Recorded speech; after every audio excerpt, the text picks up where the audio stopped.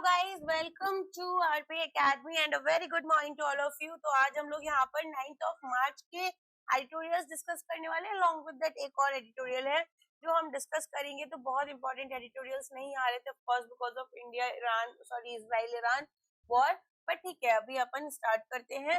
Also guys यहाँ पर descriptive program हमारा स्टार्टेड है। If you want to join that आप उससे ज्वाइन कर सकते हो, अदरवाइज खुद से यहाँ पर इन क्वेश्चंस को, इन एडिटोरियल्स को खुद से प्रैक्टिस करना शुरू कर दो। This is very important. इन एडिटोरियल्स की इंपॉर्टेंस आपको आज नहीं पता चलेगी, but when you are going to write your descriptive answers for the exam for the phase 2 then you will realize that how much you have learn and धीरे धीरे यहाँ पर आपका जो लेवल है वो दूसरों से कितना आगे आ चुका है। चलिए तो स्टार्ट करते हैं। Changing dynamics of credit card loans in India retail credit market. अब यहाँ पर बात हो रही है कि किस तरीके से जो हमारे क्रेडिट कार्ड्स है, राइट। अब क्रेडिट कार्ड्स का आपको बहुत अच्छे से पता है कि धीरे धीरे जो शेयर है क्रेडिट कार्ड्स का वो बढ़ता जा रहा है और एक जो डायनेमिक्स है उसमें हमें चेंज देखने के लिए मिल रही है। लेकिन अब यहाँ पर ये एडिटोरियल बोलता है कि नहीं, कुछ और भी चीजें हैं जो हमें समझनी होंगी। सबसे पहले ये बोलते हैं कि एक रिसेंट ट्रेंड देखा गया कि जो क्रेडिट कार्ड यूज हो रहा है और रिटेल लैंडिंग हो रही है इंडिया में, उसमें इवन दो जो स्पेंडिंग है वो बढ़ रही है। जो शेयर है, अगर हम रिटेल लोन्स की बात करें, रिटेल लोन्स यहाँ पर जो रिटेल कस्टमर्स को दिए जा रहे हैं बाय रिटेल बैंक्स, राइट, या कमर्शियल बैंक्स, वो यहाँ पर कम होते हुए दिख रहे हैं। तो यहाँ पर एक रिपोर्ट आई थी जिसको ये डिस्कस करते हैं, जिसमें दिखाया जाता है कि 2025 में जो शेयर था रिटेल लोन्स में क्रेडिट कार्ड का वो 5% था और ये अब गिरकर जनवरी 2026 में 4.4% रह गया, मीनिंग 60 बेसिस पॉइंट का डिक्लाइन देखा गया। जिसका मतलब ये नहीं है कि क्रेडिट कार्ड के थ्रू जो स्पेंडिंग हो रही है, जो खर्चा हो रहा है वो कम है, रेदर जो बाकी रिटेल लोन्स हैं वो ज्यादा फास्टर ग्रो कर रहे हैं। तो चलिए एक बार इस पूरे एडिटोरियल को अच्छे से समझते हैं। सो रिसेंट डेटा आया केयर एज रेटिंग से, यू नो वेरी वेल, ये यहाँ पर हमारे पास में बहुत ही इंपॉर्टेंट आरबीआई के द्वारा यहाँ पर मान्य तो है, ठीक है, अप्रूव्ड अक्रेडिटेड ऑर्गेनाइजेशन है जो कि एक स्ट्रक्चर शिफ्ट दिखाती है इंडिया के रिटेल क्रेडिट मार्केट में। सो द शेयर यहाँ पर जो होगा आउटस्टैंडिंग बैलेंसेस का रिटेल लोन्स में वो डिक्रीज होता हुआ जा रहा है। 5% जनवरी 2025 में था और 4.4% जनवरी 2026 में। तो एक डिक्लाइन देखा गया 60 बेसिस पॉइंट्स का। Now they say this doesn't mean that the credit card usage is falling. Rather, the other forms of retail credit or retail loans are also rising here. So first of all यहाँ पर बात हो रही है कि credit card spending और यहाँ पर आउटस्टैंडिंग के बीच का डिफरेंस क्या देखा गया।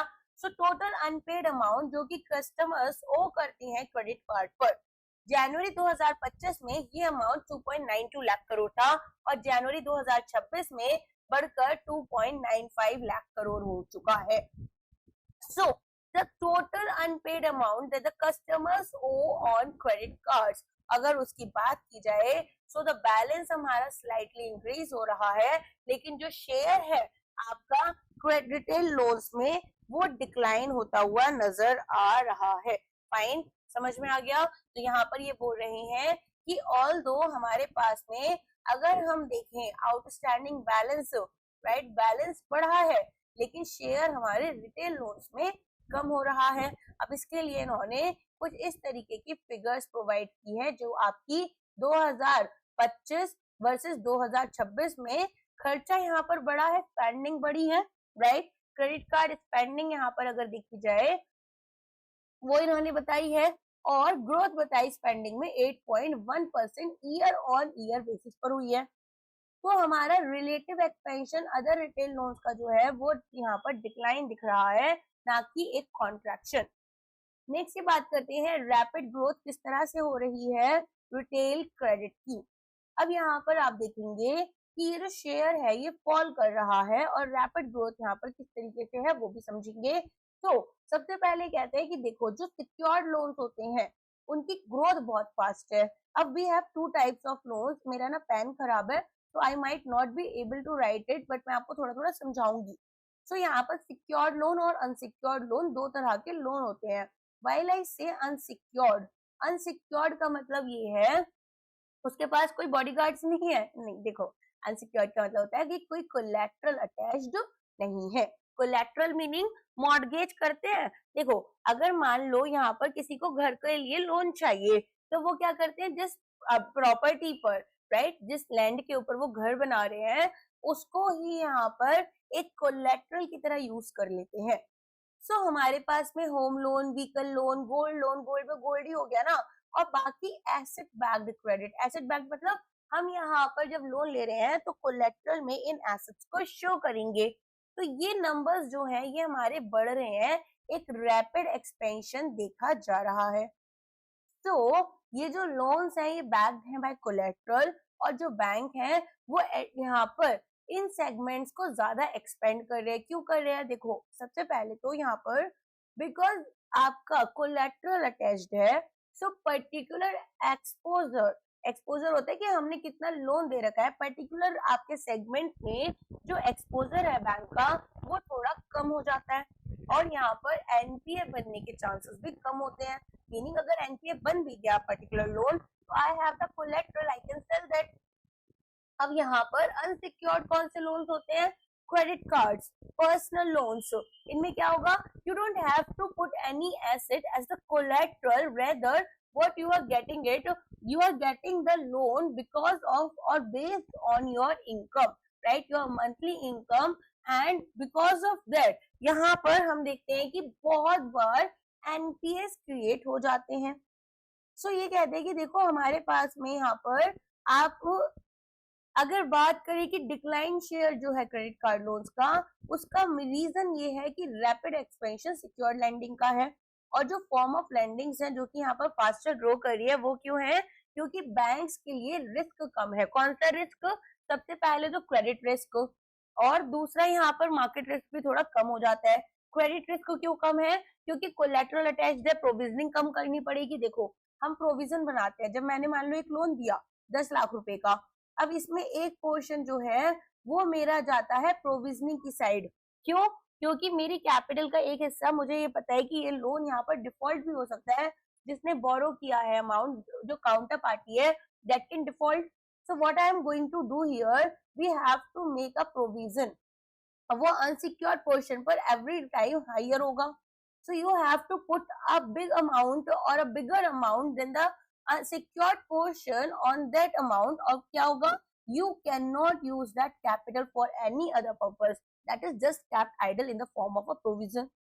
So यहाँ पर अगर लोअर रिस्क होगा एक तो बैंक के लिए, देन आपके पास में लार्ज टिकट साइजेस हैं, बड़े अमाउंट में आप लोन दे पा रहे हो, तो बड़े अमाउंट में इंटरेस्ट इनकम अर्न करोगे। यहाँ पर जो बोरोअर्स है वो इंटरेस्ट रेट्स प्रिफर करते हैं lower, associated with secured credit, तो इनके लिए भी अच्छा हो गया। ऑल्सो यहाँ पर जो मैंने आपको प्रोविजनिंग वाली बात बताई है, इस पूरे आर्टिकल में लिखी नहीं है, बट मैं आपको बता देती हूँ कि प्रोविजनिंग भी एक बहुत बड़ा रोल प्ले करता है, क्योंकि बैंक के पास में बहुत सारा कैपिटल इस तरीके से आइडल रखा होता है विच दे कैन नॉट यूज। तो क्यों यहाँ पर जीएनपीएस हमारे पास जो है, या एनएनपीएस जो है, ये कम तो हो गए। एनपीए क्राइसिस ऑफ 2010, तो यहाँ पर उसके बाद में जीएनपीए एनएनपीए कम हो गए, प्रोविजनिंग बैंक से कराई गई, तो बैंक को भी यहाँ पर लगा कि ठीक है इतना ज्यादा राइट ऑफ करने में हमें ही लॉस हो रहा है, बट ऑफ कोर्स कहीं ना कहीं प्रॉफिट भी कम हो गया। अगर मान लो मेरे पास 1000 रुपए है, किसी ने मुझसे बोला कि मैं यहाँ पर केवल 900 रुपए खर्च कर सकती हूँ, 100 नहीं खर्च कर सकती, और मैं 100 रुपए इन्वेस्ट कर यहाँ पर शायद 150 कमा भी लेती, वो मेरी जो अर्निंग कैपेसिटी थी that has been reduced. That's why we are not much into the favor of providing unsecured loans, and even यहाँ पर I think 2024 में, I'm not pretty sure about the year, personal loan से related यहाँ पर RBI ने बोला भी था कि थोड़ा बैंक ने इन लोन्स को देना कम करें as the risk associated is higher, and somewhere personal जो आपके लोन्स थे उससे रिलेटेड एनपीएस का नंबर बढ़ता जा रहा था। ओके चलिए, सो यहाँ पर रोल ऑफ ई कॉमर्स की बात हो रही है क्रेडिट कार्ड यूसेज में। Now you know very well that अगर हम लोग अमेजोन से, फ्लिपकार्ट से शॉपिंग करने जाते हैं, so they provide heavy discount on credit cards.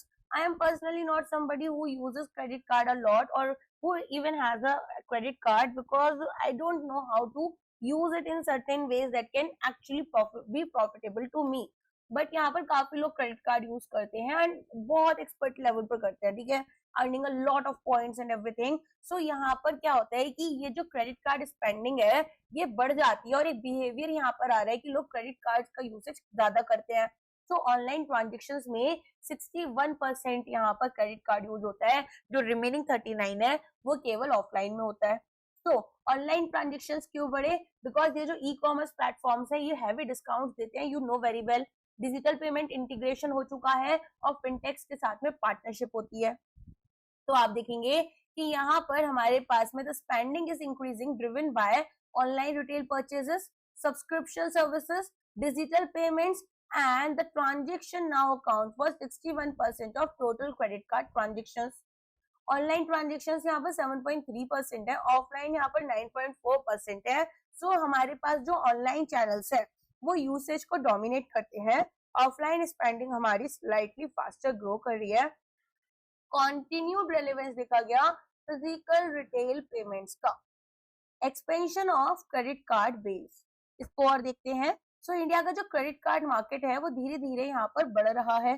सो अगर हम देखें हमारे पास जो प्राइवेट बैंक है इनका मार्केट शेयर 72.8% हो चुका है क्रेडिट कार्ड मार्केट में। You know very well, Axis bank, HDFC bank, right, they are providing heavy discounts, ICICI bank. So public sector banks का भी राइज कर रहा है लेकिन फॉरेन बैंक्स का थोड़ा डिक्लाइन कर रहा है।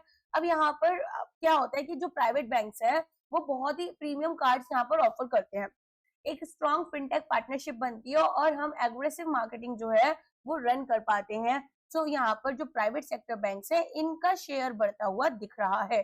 सो इंडिया का जो क्रेडिट कार्ड मार्केट है वो एक्सपेंड हो रहा है। नंबर ऑफ आउटस्टैंडिंग कार्ड्स यहाँ पर इंक्रीज कर रहे हैं 10.9 करोड़ से 11.7 करोड़ तक जनवरी 2026 में। और यहाँ पर हमें देखने के लिए मिल रहा है कि जो फाइनेंशियल इंक्लूजन है वो डीपन हो रहा है एंड डिजिटल पेमेंट अडॉप्शन की तरफ लोग जा रहे हैं। एक्सपेंशन पर्टिकुलरली स्ट्रॉन्ग हो चुका है सेमी अर्बन मार्केट्स में और टियर 2 एंड टियर 3 सिटीज में। Guys you know very well that our economy is a consumption based economy.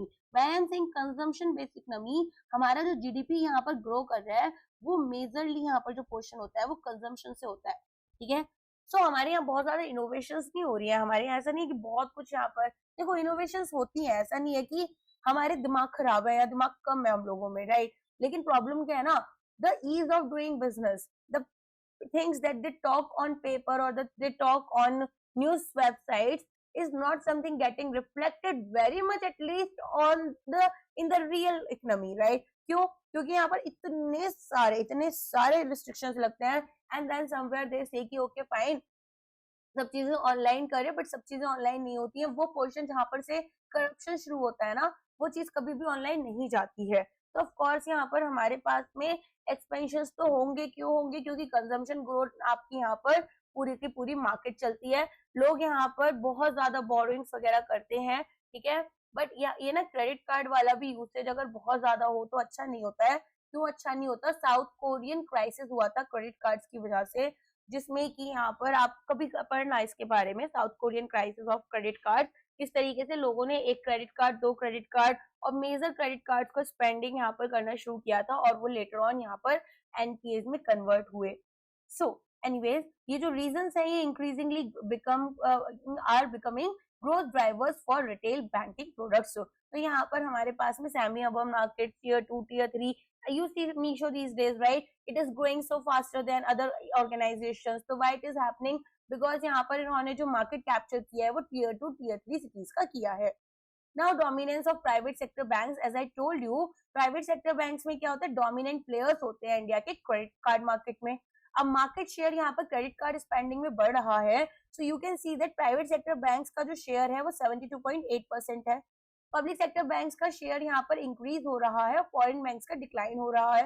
Now because of that what is happening, private banks are leading, why? Because they have a very strong distribution market. Now I will give you an example, not from the banking industry but from the telecom industry. So अभी यहाँ पर क्या बोलते हैं, BSNL ने एक launch किया अपना 5G नेटवर्क का SIM, right. So the SIM was launched by it's employees, okay fine, that's not a big issue, they can definitely work on it, so they can also launch it. But even the lightning was not good, even the video quality was not good, While if you see any other private company, let's say Reliance Jio or Airtel, if they are bringing any new thing in the market, they are actually marketing it so well, right? So they have a very strong distribution network as well. Do you really feel that BSNL should be that weak? Right? It cannot be. अगर हम बात करें Vodafone Idea, such a debt-ridden company, it still has some strong presence than BSNL in the market. Why it is so? Because somewhere the marketing minds are there, somewhere the government like एक पूरा scam बाहर आया था. So this is according to the controller, आपका auditor general of India CAG. उन्होंने बताया था कि जो रिलायंस जियो के बिल्स है, ठीक है, रिलायंस जियो के बिल्स बीएसएनएल बनाना भूल गई, क्योंकि बीएसएनएल बनाना इनके बिल्स भूल गई, सो रिलायंस जियो ने कोई पेमेंट ही नहीं की. Do you really feel that is possible? Of course not. लेकिन हमारी कंट्री में अब ऐसे स्कैम्स के बारे में हम बात नहीं करते. 2011 में जब ऐसे स्कैम्स बाहर आए थे तो 2-3 स्कैम्स में ही गवर्नमेंट बदल गई थी. तो वो उस टाइम पर एक पॉलिटिकल माइंडसेट था लोगों का. उतने ज्यादा लोग पॉलिटिकली अवेयर थे, लोग अपनी राइट्स के बारे में बात करते थे. आज का जमाना बदल चुका है. I don't know, there is a very good thing that Gen Z has come, right. लेकिन कहीं ना कहीं वो चीजें अभी भी नहीं देखने के लिए मिल रही जो 2011 में हमें देखने के लिए मिली थी. That time BJP was not even stronger, you know. It became stronger after those elections of 2014. or during those elections when social media marketing campaigns had started. But before that, or before, I might say at least 2 years before ago, people had come on roads by themselves. So that was kind of like a thing that Anna Hazare has given us. अगर वो movement और थोड़ा better जाता तो बहुत अच्छा होता. Anyways, सो यहाँ पर को ब्रांडेड पार्टनरशिप्स होती हैं. को ब्रांडेड पार्टनरशिप क्या होती है? जैसे मान लो कि यहाँ पर गूगल पे और या फिर फोन पे, ठीक है, कोई भी एक ऑर्गेनाइजेशन ले लो, वो एक यहाँ पर अपना कार्ड लेकर आते हैं along with e commerce platform. जैसे फ्लिपकार्ट एक लेकर भी आई थी card, I think axis bank के साथ में लेकर आई थी. तो एक्सिस बैंक छोड़ दो, किसी और के साथ में फिनटेक के साथ ले आए. सो एग्रेसिव मार्केटिंग होती है प्रीमियम क्रेडिट कार्ड्स की. सो कहीं ना कहीं यहाँ पर ये जो मार्केट शेयर है ये डिक्लाइन तो कर गया है 300 बेसिस पॉइंट से. 300 बेसिस पॉइंट मीनिंग 3%, ओके, 3%. लेकिन कंपटीशन बढ़ रहा है पब्लिक सेक्टर बैंक से. So rising role of public sector banks. Public sector bank gradually expand कर रहे हैं अपनी प्रेजेंस क्रेडिट कार्ड सेगमेंट में. और ये जो एक्सपेंशन है ये कैसे ड्रिवन है? डिजिटल ऑनबोर्डिंग प्रोसेस बहुत इजी और बहुत आसान है, राइट. अब जब बहुत आसान कोई चीज होती है उसमें जाना आसान होता है, और वहां से मुझे पता है कि ठीक है यार, मुझे तो अमेजोन से महीने में 10,000 की शॉपिंग करनी ही है, अगर मुझे उस पर कुछ डिस्काउंट मिलेगा तो why not.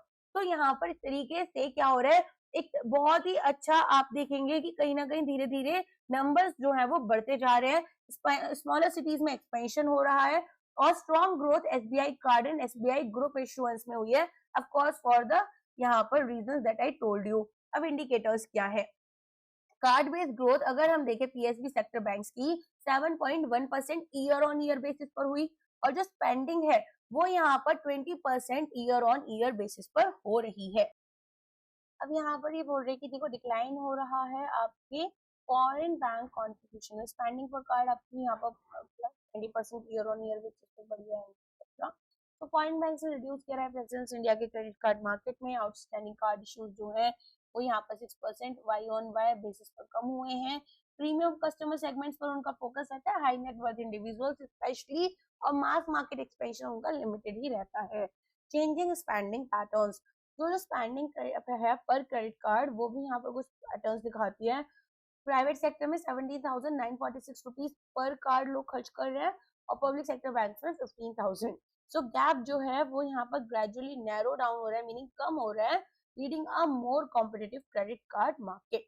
So market concentration, credit card अभी भी यहाँ पर कॉन्सेंट्रेटेड है. कॉन्सेंट्रेटेड का मतलब होता है you are not very much focusing on the complete scenario. Basically यहाँ पर बहुत सारे मल्टीपल ऑप्शंस नहीं है, बहुत ही यहाँ पर लिमिटेड सेगमेंट है. So 3 major private sector banks, 5 large public sector bank एक साथ मिलकर 80% of the total market share बना रहे हैं. और जो प्राइवेट बैंक्स हैं वो आज भी यहाँ पर डोमिनेट कर रहे हैं, जिसमें कि फी बेस्ड इनकम के थ्रू. फी बेस्ड इनकम क्या होती है? जैसे यहाँ पर क्रेडिट कार्ड्स वगैरह होते हैं, इसके ऊपर आपको कुछ फीस भी आप अर्न कर रहे हो. देखो हमारे पास में ना बैंक्स के पास 2 तरह की इनकम होती है. एक तो जो इंटरेस्ट अर्न करते हैं, इंटरेस्ट वाली कौन सी हो गई? जो लोन्स वगैरह देते हैं. और एक नॉन इंटरेस्ट होती है जिसमें कि फी, डॉक्यूमेंट फी, सर्विस चार्ज, ये सभी चीजें आपकी इंक्लूड होती हैं। अब यहाँ पर आप देखेंगे कि फ्यूचर आउटलुक कैसा है क्रेडिट कार्ड ग्रोथ का। तो CareEdge rating, credit card spending जो है वो हमारी मॉडरेट बट लेकिन रेजिलिएंट रहेगी। क्यों? क्योंकि ग्रोथ हमें सर्विस कंजम्पशन में करनी है, एक्सपेंशन करना है डिजिटल कॉमर्स का, अडॉप्शन यहाँ पर स्मॉलर सिटीज में होना चाहिए। तो हाउएवर जो ग्रोथ है वो यहाँ पर आपकी स्लो है समवॉट। क्यों है? क्योंकि टाइटर क्रेडिट अंडरराइटिंग स्टैंडर्ड्स जो है वो देखे जा रहे हैं, एक ज्यादा कॉशियस लेंडिंग एनवायरनमेंट हमारा क्रिएट हो रहा है। बैंक्स यहाँ पर केयरफुल है concerns regarding about retail credit risk and rising consumer debt levels. तो हमारे पास में जो कंज्यूमर्स की डेट लेवल्स है वो तो बढ़ती जा रही हैं, फाइन। और ये बोल रहे डेट लेवल्स बढ़ रही है मतलब ये लोग बहुत ज्यादा लोन्स वगैरह ले रहे हैं, बोरोइंग्स बढ़ रही हैं। सो ऑफ कोर्स यहाँ पर कुछ हद तक ना ये चीजें अच्छी होती हैं ग्रोथ के लिए। तो हमें ये बताया जा रहा है कि जो क्रेडिट अंडरराइटिंग है ये टाइट हो चुकी है। अनसिक्योर्ड लोन्स के रिगार्डिंग जैसे मैंने आपको बोला भी था कि 2024 में बोला गया था, अब रेगुलेटरी क्वेश्चंस आ रहे हैं आरबीआई की तरफ से, बैंक थोड़े केयरफुल हो रहे हैं यहाँ पर जब वो क्रेडिट कार्ड्स इशू कर रहे हैं टू रिस्की बोरोवर्स, फाइन। अब की कॉन्सेप्ट्स की बात कर लेते हैं। रिटेल क्रेडिट क्या होता है, सिक्योर्ड लोन्स, ये सब आप एक डेफिनेशन की तरह से पढ़ सकते हैं। क्रेडिट कार्ड आउटस्टैंडिंग बैलेंस, यहाँ पर जो अमाउंट अभी तक हमारे वो तो कर रहे हैं क्रेडिट कार्ड होल्डर्स या फिर जो भी हमारे बोरोवर्स हैं, लेकिन अभी तक उन्होंने पे नहीं किया है। अंडरराइटिंग स्टैंडर्ड्स में यहाँ पर फाइनेंशियल इंस्टीट्यूशंस देखते हैं कि भाई क्रेडिट स्कोरिंग कैसी है हमारी, राइट, तो उसके बारे में बात कर रहे हैं। अब ये बोल रहे हैं कि इंडिया के क्रेडिट कार्ड मार्केट के लिए सबसे पहले तो 3 स्ट्रक्चरल चेंजेस हमारे लिए विजिबल है, that we are expanding into the smaller cities, digital commerce growth is there, right? E-commerce platforms are driving all those credit card transactions. Third one is fintech partnerships. Banks are issuing co-branded cards with e-commerce companies and digital payment apps. So I can say that even though credit card spending is rising in India, their share in the retail lending is declining. And because secured credit retail card is, for example, housing or auto loans, they are growing faster. They are reflecting bank's cautious approach towards unsecured consumer lending. Okay, तो यहाँ पर यही एक important part है। अब इसको आप खुद रीड करोगे, किस तरीके से यहाँ पर आपको लिखना है अपना कंक्लूजन, वो आपको समझ में आएगा। Next part, so managing external sector stress. Managing external sector stress, why India's current account deficit remains manageable. Now this is very interesting article, जैसा कि इसका यहाँ पर नाम भी है। तो सबसे पहले ये बताओ, एक्सटर्नल सेक्टर अगर मैं बोल रही हूँ तो हम किसके बारे में बात करते हैं? एक्सटर्नल सेक्टर में हम बाहर की कंट्रीज के बारे में बात कर रहे होंगे, स्ट्रेस मैनेजमेंट की यहाँ पर बात कर रहे हैं। अब स्ट्रेस मैनेजमेंट वो वाला नहीं, मेंटल हेल्थ वाला नहीं, ये स्ट्रेस मैनेजमेंट की बात कर रहे हैं कि किस तरीके से अभी जो ये सप्लाई चेन शॉक्स हमें लग रहे हैं उसके रिगार्डिंग ये जो जियो पॉलिटिकल क्राइसिस हो रहा है, ठीक है। कभी कभी मैं किसी किसी वर्ड को एम्फेसाइज कर कर बोलती हूँ because many of times you know about it, you know geopolitical crisis क्या है, but when you are going to write your answer you forget about the term, तो वो नहीं होना चाहिए, इसके लिए मैं इसको समझा रही थी। चलो, तो ये पर्टिकुलर एडिटोरियल जो है ये कहता है कि जो ऑनगोइंग मिडिल ईस्ट कॉन्फ्लिक्ट है ये इंडिया के एक्सटर्नल सेक्टर को, स्पेशली जो हमारा करेंट अकाउंट डेफिसिट है, इसे अफेक्ट करेगा। और इनका कहना है कि इंडिया की जो अभी एक्सटर्नल पोजीशन है वो स्टिल मैनेजेबल है। तो व्हाट दे से, what is current account deficit? यहाँ पर कंट्री के इंपोर्ट होते हैं गुड्स सर्विसेज, ट्रांसफर्स यहाँ पर हमारे एक्सपोर्ट से ज्यादा हो रहे हैं। करेंट अकाउंट डेफिसिट क्या है? करेंट अकाउंट कौन सा होता है? करेंट अकाउंट जो आपके डे टू डे रिवेन्यूज आते हैं, राइट, जो करेंट रिवेन्यूज आ रहे हैं। अब यहाँ पर हमारे पास में जो ट्रेड हो रहा है उसको हम कवर करेंगे।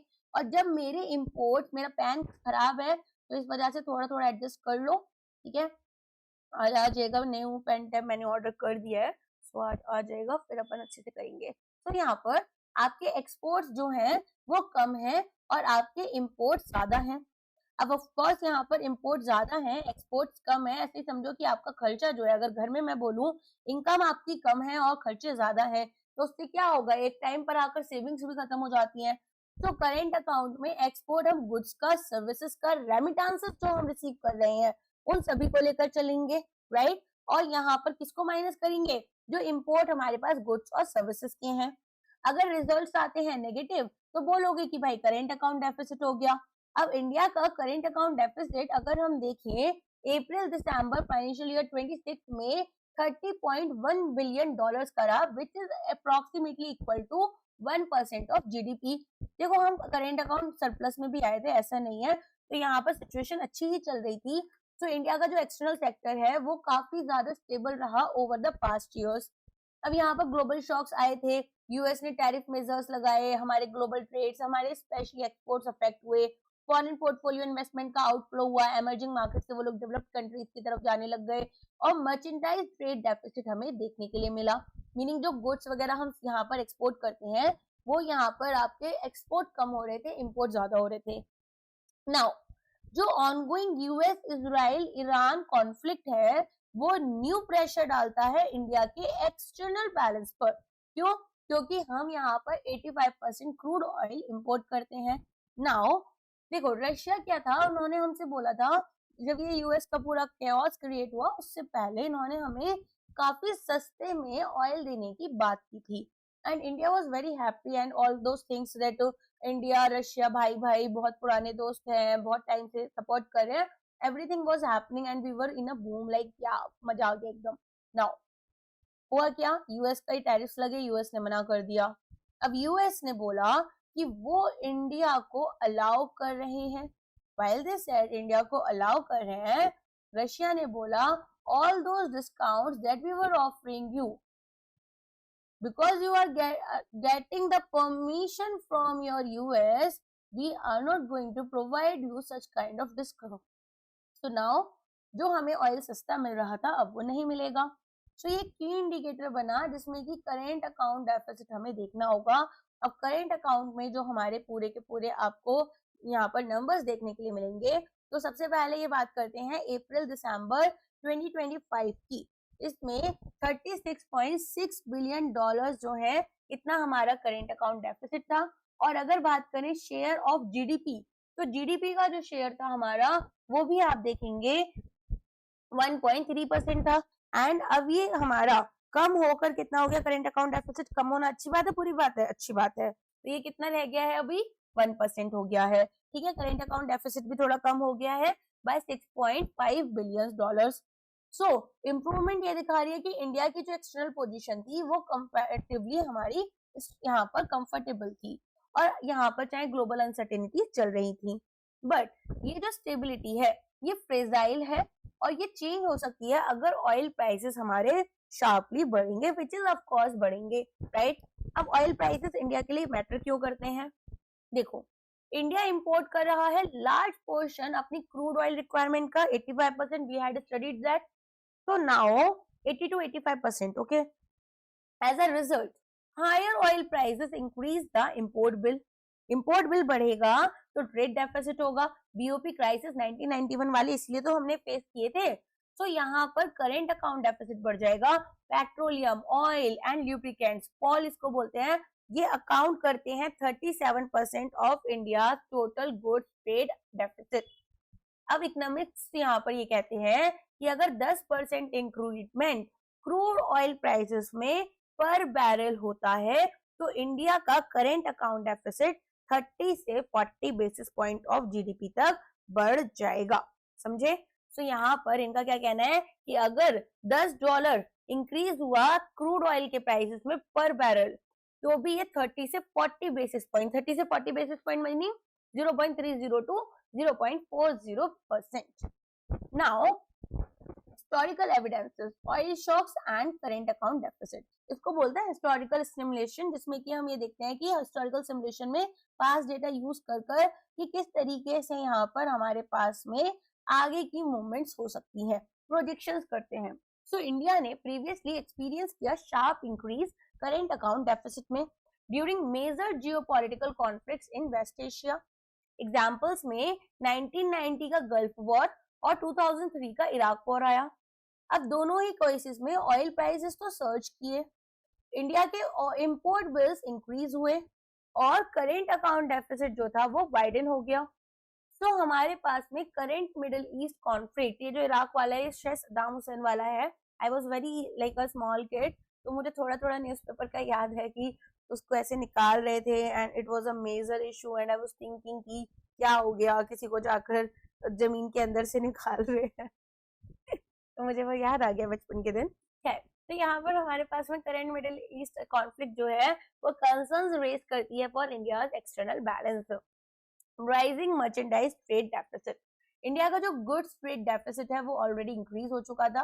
अप्रैल से दिसंबर 2025 के बीच में ट्रेड डेफिसिट आपका 10% से बढ़ा और 251 बिलियन डॉलर्स तक पहुंच गया।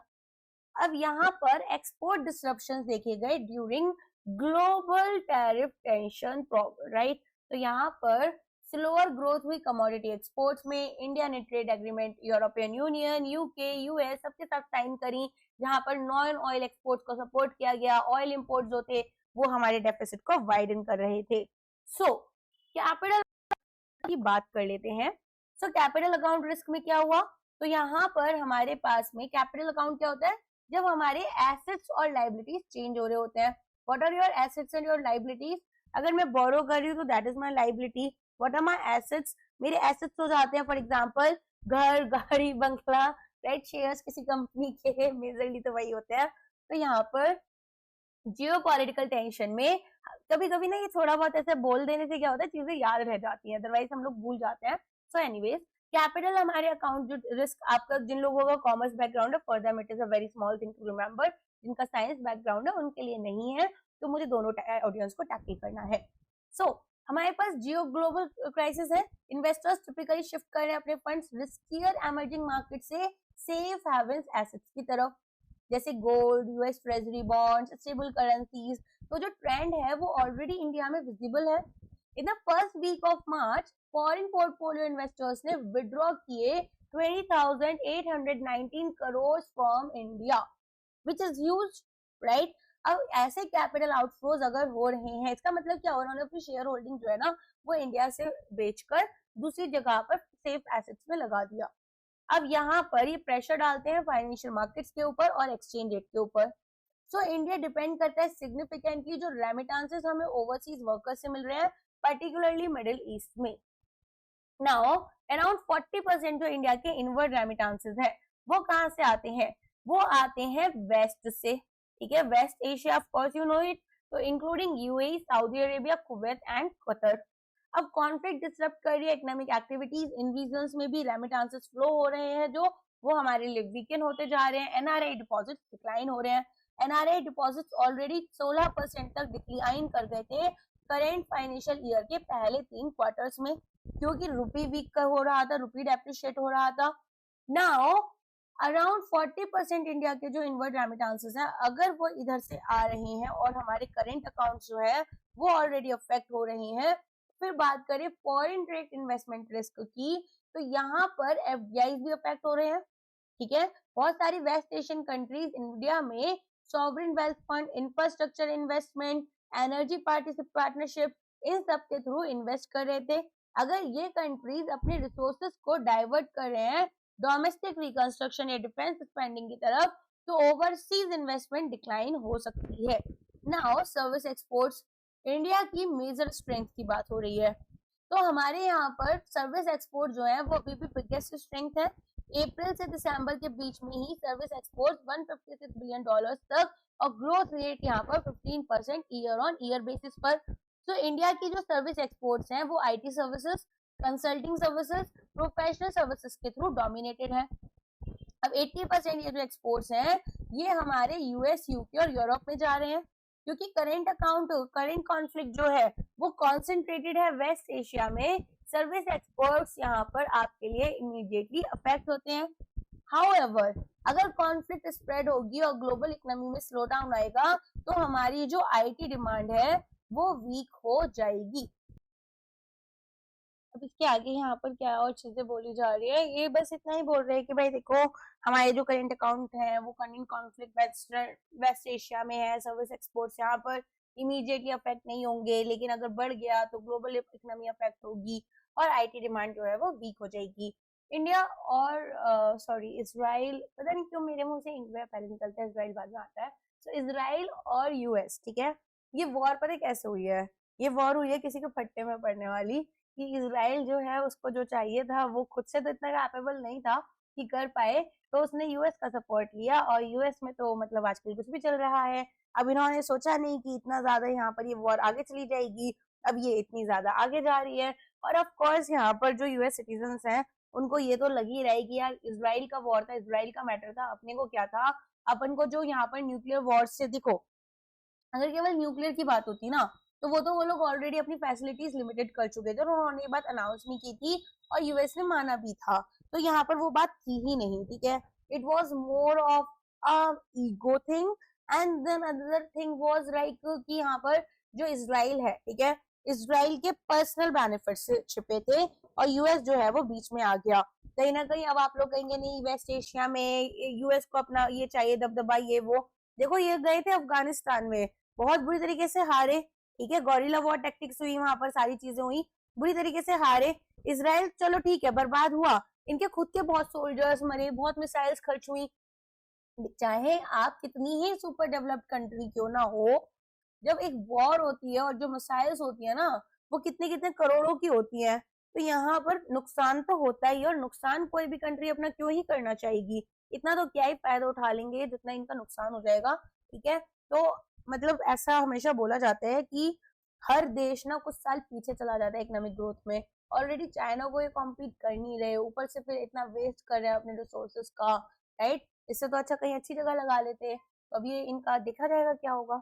सो पॉलिसी अपॉर्चुनिटीज यहाँ पर एक्सपोर्ट डाइवर्सिफिकेशन के लिए एडिटोरियल सजेस्ट करता है कि सर्विसेज एक्सपेंड करेगा एक्सपोर्ट्स की beyond IT. Potential growth areas में accounting services, technical consulting, legal services, knowledge based professional services, ये सभी आपकी आ जाती हैं और ये सेक्टर्स को यहाँ पर सपोर्ट किया जाता है, फर्दर स्ट्रेंथन करेंगे इंडिया के एक्सटर्नल अर्निंग्स को। So strong foreign exchange reserve provide करते हैं। एक क्वेश्चन, इंडिया के पास में फॉरेन एक्सचेंज रिजर्व स्ट्रॉन्ग है ही, गोल्ड महंगा हो गया तो और हमें फायदा हो गया था, तो ये 728 बिलियन अप्रोक्सीमेटली डॉलर्स में आपके स्टैंड करते हैं।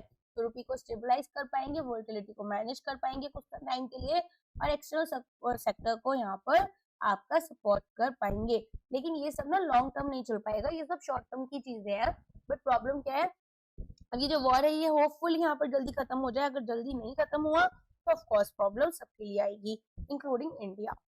की कॉन्सेप्ट्स आपको यहाँ पर देखने हैं। तो मर्चेंटाइज ट्रेड डेफिसिट मैंने आपको बताया फिजिकल गुड्स का होता है। फॉरेन पोर्टफोलियो इन्वेस्टमेंट आपको पता है, सेबी के अंडर जो भी रजिस्टर्ड आपके पास में एफपीआई रेगुलेशन के अंडर इन्वेस्टर्स होते हैं जो कि यहाँ पर शॉर्ट टर्म के लिए इन्वेस्ट करते हैं, इन्हें मैनेजरियल कंट्रोल नहीं चाहिए होता है। फिर यहाँ पर आपके पास रेमिटेंसेस में मनी सेंड की जाती है by overseas workers to their home country. So अभी इंडिया का external sector new pressures face कर रहा है, rising oil prices, capital outflow, country के स्ट्रॉन्ग सर्विस एक्सपोर्ट्स हैं, लार्ज फॉरेन एक्सचेंज रिजर्व्स हैं, तो सिग्निफिकेंट रेजिलियंस मिल रहा है। लेकिन करेंट अकाउंट डेफिसिट यहाँ पर वाइड हो सकता है अगर ऑयल प्राइसेस आपके एलिवेटेड रहते हैं। सिचुएशन अभी मैनेजेबल है लेकिन ग्रोथ हमारी सर्विस सेक्टर में सस्टेन करना और prudent macro economic management key to ensuring external sector stability रहेगा। स्केलिंग ट्रेड्स, अब इसको देखते हैं। सबसे पहले तो ट्रेड्स होते क्या हैं वो समझ लेते हैं, ठीक है। पहले मैं समझाऊंगी फिर मैं आपको बताऊंगी एडिटोरियल में कैसे समझा रखा है वो भी। तो सबसे पहले यहाँ पर हमारे पास कौन होते हैं, सप्लायर्स होते हैं। सप्लायर्स क्या करते हैं, बोरोवर्स को सामान बेचते हैं। बोरोवर्स यहाँ पर या फिर बायर्स जो होते हैं, बिजनेस में क्या होता है, बिजनेस उधार पर चलता है, बिजनेस यहाँ पर runs on borrowings of credit. So now business runs on credit, that's why यहाँ पर जो बायर होते हैं वो पेमेंट थोड़ा लेट करते हैं, यूजुअली 45 से 90 डेज के बीच में करते हैं। नाउ बिकॉज ये जो सप्लायर है ये हमारे पास एमएसएमईज है और एमएसएमईज को अपने लिए फाइनेंस की जरूरत पड़ती रहती है, बहुत ज्यादा इनके पास फंड्स नहीं होते हैं लॉन्ग टर्म के लिए तो इनको चाहिए कि ये जो बिल्स हैं, जो इनवॉइसेस हैं, ये यहाँ पर कोई इनसे खरीद ले और जो यहाँ पर बायर है वो पेमेंट किसको करेगा, जो इन इनवॉइसेस को खरीद रहा है। सो सप्लायर क्या करेंगे, जो इनवॉइसेस उन्होंने बायर के नाम पर बनाई, बायर उसको साइन कर कर वापस सप्लायर को ही देता है कि ठीक है मैं इतनी डेट में आपको पेमेंट कर दूंगा। सप्लायर इन इनवॉइसेस को सेल कर देता है।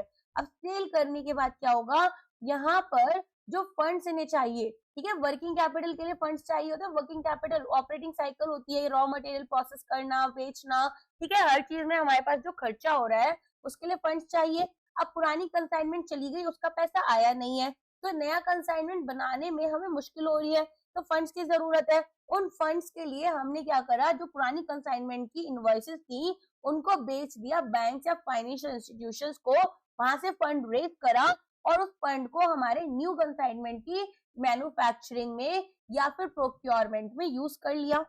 ये होते हैं ट्रेड्स में। अब यहाँ पर जो ट्रेड्स है, ठीक है, ट्रेड्स क्या है, ट्रेड्स ये वही बिल्स हैं, ट्रेड रिसीवेबल्स है हमारे पास में। अब जब कोई बैंक या फाइनेंशियल इंस्टीट्यूशन इन्हें खरीदेगा तो यहाँ पर मानकर चलो 1,000 रुपए का बिल बना, तो बायर कितने का पेमेंट कर रहा है, बायर कर रहा है लेटर से 950 रुपीज का पेमेंट, और 50 रुपए डिस्काउंटिंग यहाँ पर अपनी डिस्काउंटिंग फी को कट कर लेगा।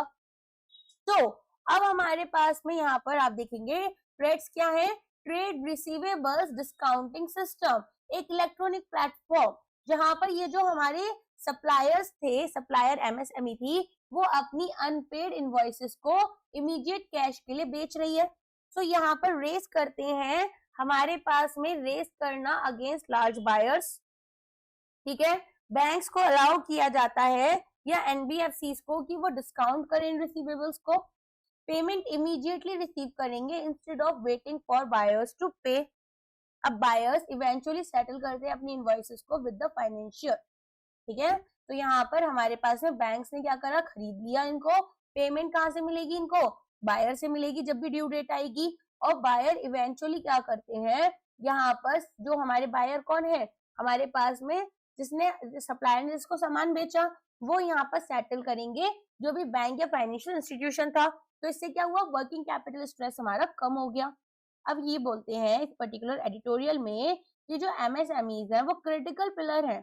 आपको पता है एमएसएमईज इंडिया में कितना ज्यादा एम्प्लॉयमेंट प्रोवाइड कर रही है, राइट। आज के टाइम में यहाँ पर बैकबोन माना जाता है इनको इंडियन इकोनॉमी का। क्यों, एम्प्लॉयमेंट के लिए स्पेशली, क्योंकि हमारे पास में इस पर्टिकुलर एडिटोरियल में भी क्या इसी के बारे में बात होती है कि हमारे पास में अब ये जो आपके एमएसएमईज हैं ये एक्सपोर्ट्स करते हैं, तो एक्सपोर्ट्स हमारे इनके थ्रू डोमिनेटेड हैं, एम्प्लॉयमेंट जनरेट कर रहे हैं। टीयर 2 टीयर 3 सिटीज विलेजेस यहाँ पर ही अपने ऑफिसेस या फैक्ट्रीज खोलते हैं, तो ऑफ कोर्स यहाँ पर सपोर्ट होता है इकोनॉमिक ग्रोथ को भी। बट प्रॉब्लम इज कि यहाँ पर जो ट्रेड रिसीवेबल्स है, ठीक है, अब यहाँ पर पेमेंट्स इनको एमएसएमईज को मिल नहीं पा रही, तो सीवियर वर्किंग कैपिटल स्ट्रेस यहाँ पर क्रिएट होता है। अब इसको हम ट्रेड्स के थ्रू कैसे यहाँ पर सॉल्व कर सकते हैं। सो मानकर चलो कोई एमएसएमई ने गुड्स बेची 10 लाख रुपए की, पेमेंट यहाँ पर आ रही है लेटर से 120 दिन के बाद में। अब उसमें यहाँ पर उसको वर्कर्स को पे करना है, रॉ मटेरियल खरीदना है, ऑपरेशंस रन करने हैं, तो वर्किंग कैपिटल शॉर्टेज हो गई, जिसके लिए यहाँ पर ट्रेड्स आया जिसको आरबीआई ने इंट्रोड्यूस किया था।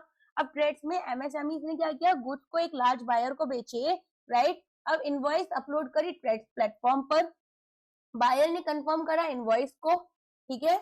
यहाँ पर बायर का कंफर्मेशन जरूरी है, अदरवाइज क्या होगा, आप कैसे बताओगे कि इस पर्टिकुलर बायर के नाम पर ये खुला हुआ है अकाउंट या नहीं अकाउंट, या फिर हमने इनको सामान बेचा या नहीं बेचा। फिर बैंक्स और एनबीएफसी फाइनेंसिंग करते हैं इनवॉइस की, तो बिडिंग होती है, ठीक है। जो भी सबसे सस्ते में मुझे यहाँ पर कम से कम डिस्काउंट भी कनेक्ट करेगा उसके साथ में मैं ये इनवॉइस बेच दूंगी, और एमएसएमईज को यहाँ पर तुरंत पेमेंट मिल जाती है। तो ट्रेड्स में आपके पास में अभी 3 प्रॉब्लम्स चल रही हैं जिसको ये एडिटोरियल डिस्कस कर रहा है। पहला है पेमेंट में डिलेज हो रहे हैं, एमएसएमईज को इमीडिएटली पैसा मिलता है, कोलैटरल की यहाँ पर हमारे पास में दिक्कत आ रही है, फाइनेंसिंग इन्वेस्ट की क्वालिटी कैसे उसके ऊपर डिपेंडेंट है ना कि कोलैटरल, और इंफॉर्मेशन ट्रांसपेरेंसी, जितने भी ट्रांजेक्शन हैं वो डिजिटली यहाँ पर आपके रिकॉर्ड हो रहे हैं। तो 3 स्ट्रक्चरल प्रॉब्लम्स यहाँ पर जो हम फेस कर रहे थे वो सॉल्व हो गई। अब करेंट स्केल की अगर हम बात करें तो 7.5 लाख करोड़ की फाइनेंसिंग अभी तक हो चुकी है ट्रेड्स के थ्रू, जिसमें एनुअल वैल्यू है आपकी 2 लाख करोड़ प्लस, और मंथली थ्रूपुट आपका 3000 करोड़ प्लस का है। लेकिन जो एमएसएमई रिसीवेबल्स है वो सेवरल लाख करोड़ में आपके इंडिया में रन करते हैं, तो पेनिट्रेशन अभी भी हम ये बोलेंगे कि काफी लिमिटेड है। फाइन। अब देखो employment generation, manufacturing output, exports, regional economic development, ये सारी चीजें देखी जा रही हैं। हाउएवर जो एमएसएमईज हैं वो severe working capital constraint face करते हैं, डिलेड पेमेंट्स मिलती हैं लार्ज बायर्स से। अब लार्ज फर्म्स यहाँ पर इनवॉइस पेमेंट्स को डिले कर रहे हैं क्योंकि लिक्विडिटी शॉर्टेज है, प्रोडक्शन साइकिल स्लो डाउन हो गई, बोरोइंग कॉस्ट बढ़ गई और बिजनेस यहाँ पर कंस्ट्रेंड है। तो इसी के लिए आया ट्रेड्स। अब ट्रेड्स क्या होता है मैंने आपको समझा दिया। ग्रोथ देखेंगे तो यहाँ पर कुछ इस तरीके से है, monthly transaction value above 30,000 crore की है। डिस्पाइट दिस ग्रोथ, ट्रेड जो है वो केवल स्मॉल शेयर पोर्शन आपका एमएसएमई रिसीवेबल्स का कवर करते हैं। तो पोटेंशियल और एक्चुअल यूटिलाइजेशन जो है उनके बीच में एक गैप देखा जा रहा है कि पोटेंशियल तो हमारा है कुछ लाखों करोड़ों का, यूज हम 1000 करोड़ में कर रहे हैं। तो यहाँ पर जो नीड है वो पॉलिसी इंटरवेंशन की है, ऐसा ये बोलते हैं। अब ये यहाँ पर वर्ल्ड बैंक का फाइनेंशियल सेक्टर असेसमेंट प्रोग्राम आया, जिसमें उन्होंने बोला कि जो लार्ज बायर्स हैं वो इनवॉइसेस को रेगुलरली अपना अपलोड ही नहीं कर रहे। रिस्क परसेप्शन देखा जाता है जो लेंडर्स हैं, बैंकिंग या फाइनेंशियल इंस्टीट्यूशंस, ठीक है। इसके अलावा पार्टिसिपेशन जो कॉर्पोरेट्स के थ्रू मिल रहा है वो काफी लिमिटेड है। तो अब आप देखेंगे यहाँ पर financial sector assessment program world bank ने 2025 में कंडक्ट करा। इंपॉर्टेंस बताई कि स्ट्रेंथन क्यों करना है ट्रेड्स को, credit guarantee mechanism invoice financing का यहाँ पर रिफॉर्म लेकर आना था, पार्टिसिपेशन लार्ज बायर्स का कराना मैंडेटरी करना था और गवर्नमेंट प्रोक्योरमेंट डेटा को इम्प्रूव यूज करना था। तो अब हमारा जो बजट आया 1 फरवरी में, उसमें कुछ रिफॉर्म्स लाए गए। सो यूनियन बजट सेवरल मेजर्स यहाँ पर प्रपोज करता है, जैसे कि मैंडेटरी यूज बाय सीपीएसईज, जितने भी सेंट्रल पब्लिक सेक्टर एंटरप्राइजेस हैं उनको ट्रेड्स को परचेज करने के लिए एमएसएमई से यूज करना होगा। अब ये यहाँ पर क्योंकि लार्ज बायर्स है तो इनवॉइस इंफॉर्मेशन डिले हो रही है। मैंडेटरी यूज यहाँ पर इंश्योर करेगा ट्रांसपेरेंसी आए, फास्टर पेमेंट हो और प्रेडिक्टेबल कैश फ्लोज आए, ठीक है। तो इन्होंने बोला कि जितने भी सेंट्रल पब्लिक सेक्टर एंटरप्राइजेस हैं सभी को ट्रेड्स को यूज कर परचेज करना है एमएसएमई से। दूसरा इन्होंने बोला credit guarantee fund trust for MSME, यहाँ पर आपको पता है ना MSc micro and small enterprises CGT MSc scheme, ये बोल रहे हैं कि क्रेडिट गारंटी जो इनवॉइस फाइनेंसिंग के लिए दी जा रही है इसको अभी यूज करो। अगर एमएसएमई डिफॉल्ट करते हैं तो लेंडर के रिस्क को पार्शियली गवर्नमेंट कवर कर लेगी, जिससे बैंक्स और एनबीएफसी यहाँ पर ज्यादा पार्टिसिपेट करेंगे। और जो गवर्नमेंट ई मार्केट प्लेस है जैम जिसे हम बोलते हैं, ये बोलते हैं कि इसके साथ में भी ट्रेड्स को कनेक्ट करो।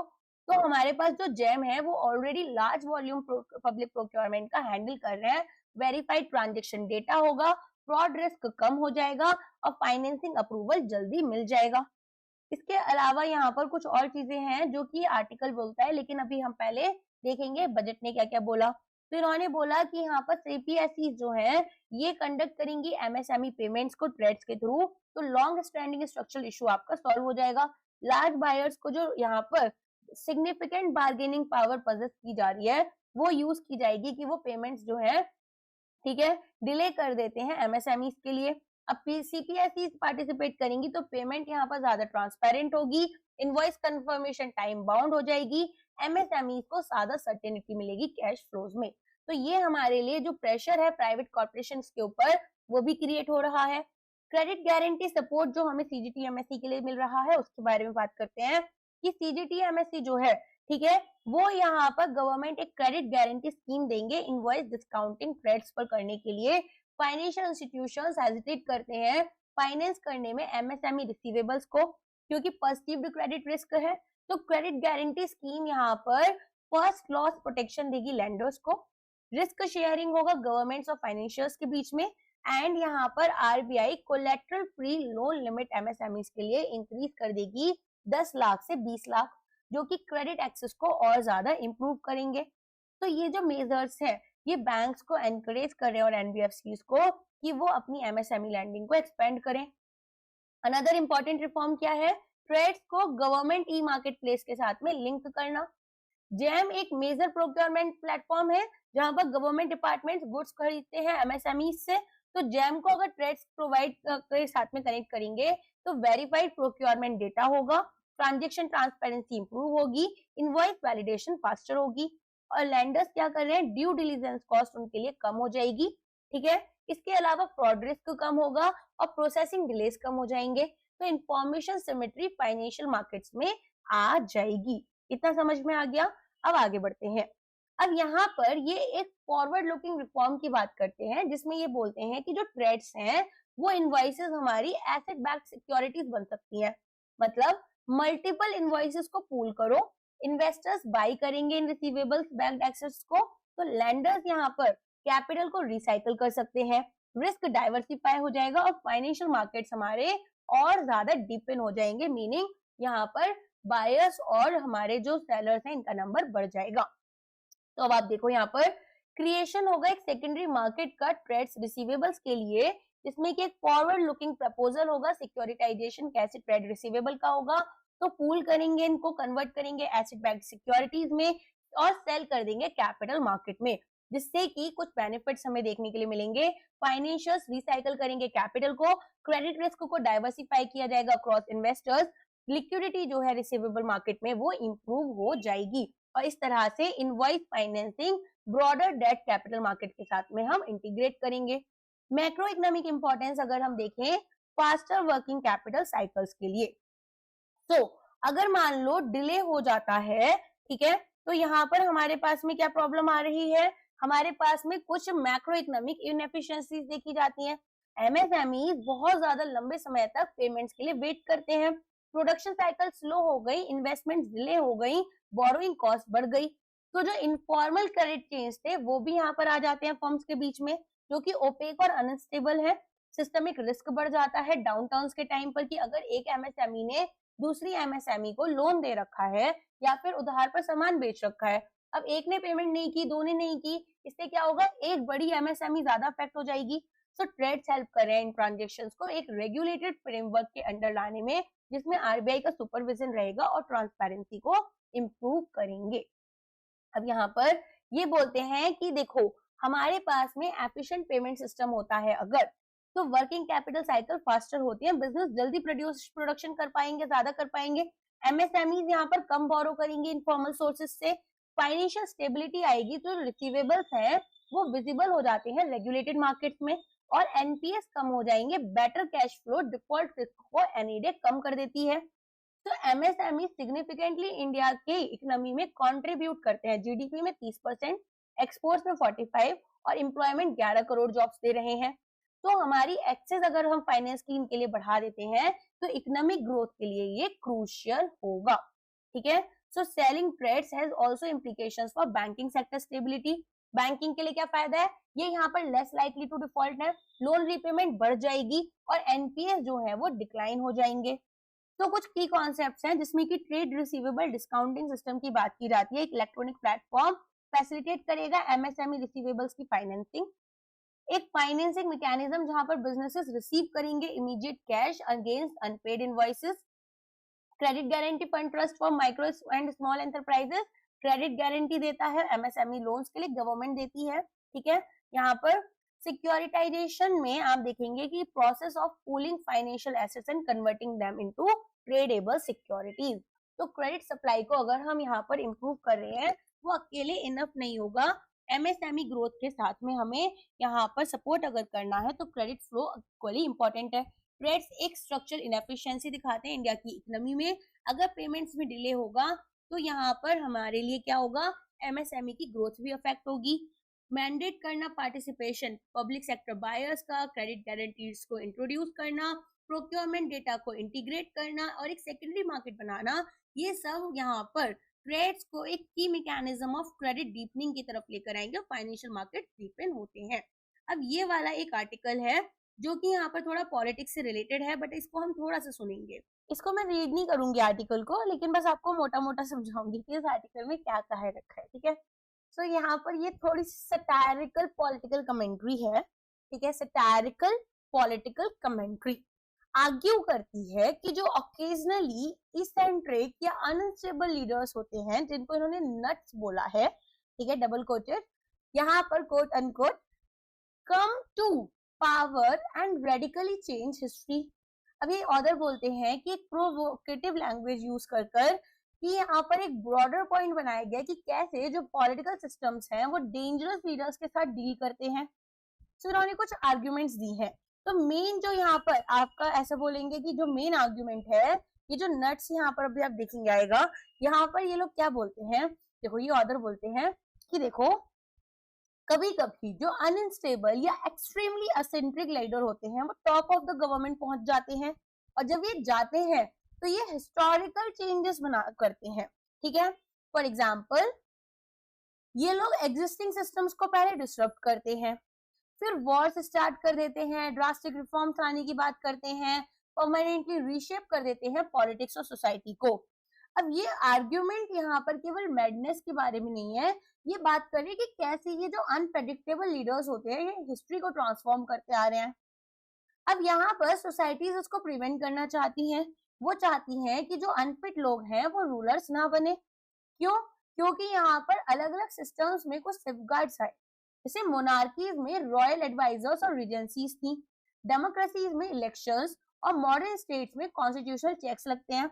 लेकिन कोई भी सिस्टम तीनों में से, चाहे मॉडर्न स्टेट्स हो, डेमोक्रेसी हो, मोनार्की हो, कुछ भी परफेक्ट नहीं है। एक अनस्टेबल लीडर जो है वो पावर यहाँ पर पहुंच जाता है। तो कुछ हिस्टोरिकल एग्जांपल्स यूज किए गए।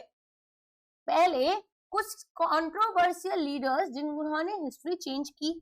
जॉर्ज III ब्रिटेन किंग थे ये ड्यूरिंग द अमेरिकन रेवोल्यूशन।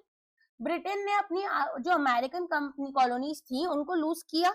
आपको पता है ये 1770s की बात थी, क्रिएशन हुआ यूएस का, और यहाँ पर रीशेप हुआ ग्लोबल पॉलिटिक्स।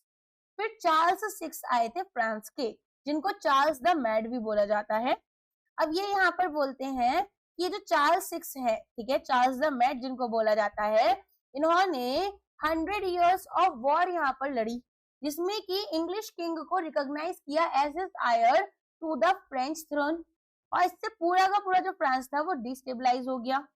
ठीक है, देन यहाँ पर आपके पास में आते हैं नेपोलियन बोनापार्टे। नेपोलियन के बारे में आपको पता ही है, इंसेन नहीं केवल कंसीडर किए गए, लेकिन ये एक्सट्रीमली एम्बिशियस थे। पावर फ्रांस में सीज की, डोमिनेट करना चाहा यूरोप को, रीशेप करना चाहा यूरोपियन पॉलिटिक्स को। फिर यहाँ पर आपके सामने आते हैं Kjær Wilhelm II, German emperor थे, जिनकी एग्रेसिव पॉलिसीज ने यहाँ पर वर्ल्ड वॉर I को ट्रिगर किया। इसके बाद में आते हैं अडोल्फ हिटलर। हिटलर यहाँ पर स्टार्ट करा इन्होंने वर्ल्ड वॉर II, और मैसिव ग्लोबल डिस्ट्रक्शन हुआ, कोल्ड वॉर हुआ, क्रिएशन हुआ न्यूक्लियर वेपन्स का, मॉडर्न इंटरनेशनल ऑर्डर का। फिर आते हैं मोहम्मद बिन तुगलक, जो कि इंडिया से रिलेटेड हैं। अब ये 14th सेंचुरी सुल्तान बन गए थे दिल्ली के। सडन पॉलिसी एक्सपेरिमेंट्स की, कैपिटल दिल्ली से दौलताबाद शिफ्ट कर दी, टोकन करेंसी का एक्सपेरिमेंट करा, और ज्यादातर रिफॉर्म्स इनके फेल कर गए क्योंकि एग्जीक्यूशन अच्छा नहीं था। अब कुछ की पैराडॉक्स की बात करते हैं ये डेमोक्रेसीज में। यहाँ पर ये कहते हैं कि देखो जो डेमोक्रेसी है, यहाँ पर लीडर्स को इलेक्शन से चूज किया जाता है और रिमूव कर दिया जाता है जब नेक्स्ट इलेक्शन यहाँ पर अगर लग रहा है डिफिकल्ट है। तो जो रिमूवल मैकेनिज्म है वो एग्जिस्ट तो की जाती है, लेकिन रेयरली यूज की जाती है, जैसे इम्पीचमेंट या नो कॉन्फिडेंस मोशन। अब पॉलिटिकली ये यहाँ पर बहुत ही हार्ड होता है एग्जीक्यूट करना। सो ये कहते हैं कि भाई ऐसा क्यों है कि जो डेमोक्रेसीज हैं यहाँ पर लीडर्स को रिमूव करने में स्ट्रगल लगता है। तो ये कहते हैं क्योंकि जो डेमोक्रेटिक लेजिटिमेसी है वो मैटर करती है। एक लीडर वोट से चूज किया जा रहा है जो वोटर्स ने दी है। अब यहाँ पर रिमूव भी वोटर्स के थ्रू किया जाना चाहिए। लेजिस्लेचर्स हेजिटेट करेंगे इलेक्टेड लीडर्स को रिमूव करना, क्योंकि ये अनडेमोक्रेटिक दिखेगा। अब इन्होंने एक एग्जाम्पल में यहाँ पर मेंशन किया है, जिसमें कि ये बात करते हैं साउथ कोरिया की। ये कहते हैं कि जहां पर प्रेसिडेंट जो है उनको इम्पीच किया गया, जैसे प्रेसिडेंट पार्क ग्यून हाई, इनको रिमूव किया गया 2017 में 2017, और ये इंस्टीट्यूशनल चेक्स दिखा रहे थे कि काम कर सकते हैं, और कुछ ऐसे केसेस बहुत रेयर होते हैं। तो इस आर्टिकल में जो डीप मैसेज है वो इंस्टीट्यूशनल रेजिलियंस से रिलेटेड है कि जो पॉलिटिकल सिस्टम्स हैं उनके पास में 2 क्वेश्चंस के आंसर उन्हें करने पड़ेंगे। अब वो 2 क्वेश्चंस यहाँ पर क्या हैं? सबसे पहला क्वेश्चन तो यहाँ पर यह है कि किस तरीके से आप अनफिट लीडर्स को पावर गेन करने से बचाओगे। दूसरा, अगर यहाँ पर वो पावर गेन कर भी लें तो उनको रिमूव कैसे करोगे। और चैलेंज ये सभी पॉलिटिकल सिस्टम्स में आता है। अब यहाँ पर ये जो आपके लीडर्स हैं इन्होंने लार्ज चेंजेस कैसे किए। जॉर्ज III के चक्कर में अमेरिकन इंडिपेंडेंस हुआ, विल्हेल्म के चक्कर में वर्ल्ड वॉर I आया, हिटलर की वजह से यहाँ पर वर्ल्ड वॉर II आया, और नेपोलियन जो है वो यूरोपियन रिस्ट्रक्चरिंग की तरफ आए। तो इवन दो यहाँ पर जो इनके रूल है वो एंड हुए, हिस्ट्री कभी भी प्रीवियस स्टेट तक पहुंच ही नहीं पाई। और आर्टिकल यहाँ पर इंसैनिटी के बारे में कम बात करता है, इंस्टीट्यूशनल वल्नरेबिलिटी के बारे में ज्यादा बात करता है कि जो सिस्टम है वो कोशिश कर रहा है कि इन लीडर्स को प्रोटेक्ट करे, प्रिवेंट करे, रिमूवल ना हो इनका। ठीक है। और यहाँ पर हमारे पास में समटाइम्स जब सिस्टम फेल कर जाते हैं, ये एक्सट्रीम लीडर्स पावर ना गेन करें, तो जो कॉन्सिक्वेंसेज होते हैं वो यहाँ पर हिस्ट्री को चेंज कर देते हैं। सो ऑकेजनली अनस्टेबल या एक्सट्रीम लीडर्स पावर तक तो पहुंच जाते हैं इंस्टीट्यूशनल सेफगार्ड्स के दौरान भी यहाँ पर, या डिस्पाइट दैट, राइट। सो लेकिन जब ये पावर तक पहुंचते हैं, इनके एक्शंस ट्रिगर करते हैं इरिवर्सिबल पॉलिटिकल हिस्टोरिकल ट्रांसफॉर्मेशन। समझ में आ गया? ये आर्टिकल केवल इसी बारे में था। तो यहाँ पर इसके अलावा गाइज यहाँ हमारा डिस्क्रिप्टिव राइटिंग प्रोग्राम है, एग्जाम से इंपॉर्टेंट नहीं है, you can just connected with the geopolitical things that are happening. Okay, कभी कोई क्वेश्चन आपसे पूछ लिया जाएगा, वैसे तो थोड़ा यूपीएससी रिलेटेड है, बट अगर कभी कोई क्वेश्चन आपसे पूछ लिया जाता है सोशल इश्यूज को कनेक्ट करते हुए, तो you can answer it. Otherwise पूछा नहीं जाएगा, बट हर चीज यहाँ पर इंटरव्यूज और एग्जाम के लिए नहीं होती, कुछ चीजें आपको समझनी होती है कि कैसे अभी डोनाल्ड ट्रम्प वॉर्स पर वॉर्स कर रहे हैं, चीजें कर रहे हैं, तो कैसे यहाँ पर जियोपॉलिटिकल क्राइसिस देखने के लिए मिल रही है, इतनी अनसर्टेनिटी होती है, ट्वीट्स कर ये बताते हैं कि क्या पॉलिटिकल हमारी पॉलिसीज चल रही है, फिर हमारे ग्रेट लीडर यहाँ पर बताते नहीं है कि किस तरह की एग्रीमेंट्स हुई है, वो हमें यूएस की मीडिया से पता चल रहा है, हमें यूएस की मीडिया से पता चल रहा है कि हमारे यहाँ पर इंडिया का जो पाकिस्तान से वॉर लाइक सिचुएशन बना हुआ है वो अब खत्म हो गई है, क्योंकि यहाँ पर डोनाल्ड ट्रम्प ने मीडिएट किया है। So this is something we should not this should not happen. We are a sovereign state. We must know about things happening in our country. And similarly यहाँ पर यूएस के साथ में भी इसको कनेक्ट करा गया है। तो बहुत सारे लीडर्स को यहाँ पर बात की गई है, केवल 2 लीडर्स या 3 लीडर्स की बात नहीं की गई है, जो अभी यहाँ पर सिचुएशन चल रही है अलग अलग कंट्रीज में उसको लेकर बात हो रही है। नेक्स्ट यहाँ पर डिस्क्रिप्टिव राइटिंग प्रोग्राम, जैसा कि आप देख सकते हैं ESI FM English descriptive program है। अल्टरनेट डेज पर यहाँ पर आपको क्वेश्चंस दिए जाते हैं, आप आंसर्स लिखते हो, हम आपको फीडबैक देते हैं, पूरा आंसर अच्छे से चेक कर मॉडल आंसर आपको प्रोवाइड किया जाता है, बताया जाता है कैसे इंप्रूव करना है, और ये बहुत ही स्ट्रक्चर्ड गाइडेंस वे होता है जिसमें कि एक क्लोज ग्रुप होता है। ऑल्सो यहाँ पर हम आपके साथ में 1-to-1 मेल्स या मैसेजेस या फिर इवन इफ रिक्वायर्ड हम कॉल या मीटिंग्स के थ्रू कनेक्ट कर लेते हैं। ठीक है, तो यहाँ पर जो प्रोग्राम की फी है वो केवल 1499 तक है। कब तक चलेगा ये? आपके मेंस एग्जाम तक चलेगा। बैच ऑलरेडी स्टार्ट हो चुका है, तो वैलिडिटी यहाँ पर आपकी आरबीआई ग्रेड भी मेंस तक रहेगी। सिमिलर प्रोग्राम नबार्ड के लिए और रेडा के लिए भी है, तो अगर आप ज्वाइन करना चाहते हैं आप ज्वाइन कर सकते हैं। चलिए आज के लिए बस इतना ही। वीडियो को लाइक करना मत भूलना, ऑल्सो कमेंट करके बताना लेक्चर कैसा लगा। आज के लिए बस इतना ही। Thank you so much, take care, bye bye.